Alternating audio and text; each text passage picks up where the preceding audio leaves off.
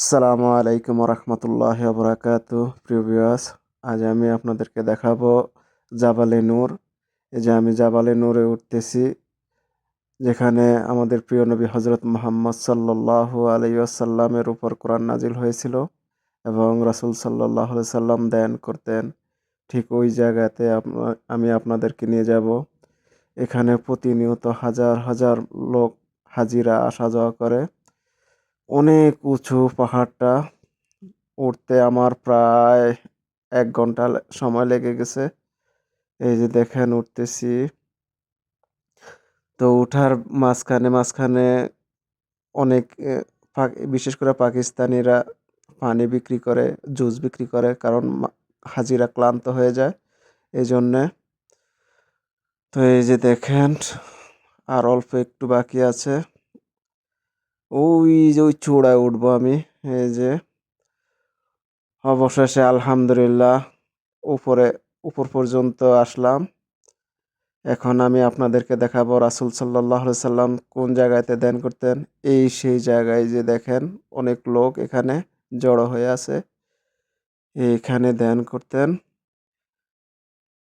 আমি এখন নিচে যাব। উপর থেকে আবার নিচে যাওয়া লাগে একটুখানিক। তো এই যে নিচে যাওয়ার রাস্তা। এখানে যাব, এখানে গিয়ে আপনাদেরকে দেখাবো। আলহামদুলিল্লাহ এই সেই জায়গা দেখুন। এই জায়গাতে রাসূল সাল্লাল্লাহু আলাইহি সাল্লাম নামাজের মধ্যে ধ্যান করতেন।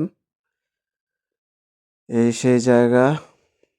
এখানে অনেক লোক হয়। ১ জন বা ২ জনের বেশি ঢোকা যায় না গুহাতে। এই সেই জায়গা। অনেক কষ্ট করতেন আমাদের প্রিয় নবী হযরত মুহাম্মদ সাল্লাল্লাহু আলাইহি ওয়াসাল্লাম, এবং কি রাসূল সাল্লাল্লাহু আলাইহি সাল্লাম যখন ধ্যান করতেন ওই অবস্থায় শুনেছি আমরা, আমাদের মা খাদিজা আলাইহিস সালাম এখানে রাসূল সাল্লাল্লাহু আলাইহি সাল্লামের জন্য খানা নিয়ে আসতেন।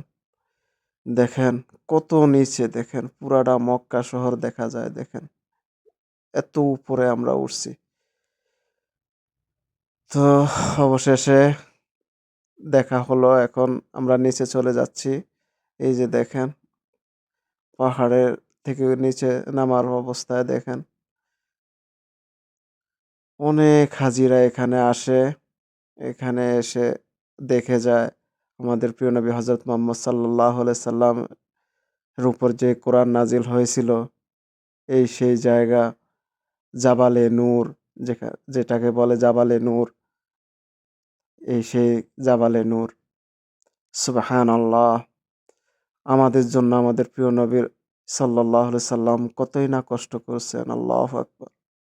একটু যদি এই পাহাড়টা দেখে একটু যদি অনুভব করি, কত, এখন তো রাস্তা আছে, সিঁড়ি আছে, তারপরও আমাদের এত কষ্ট হয় উঠতে।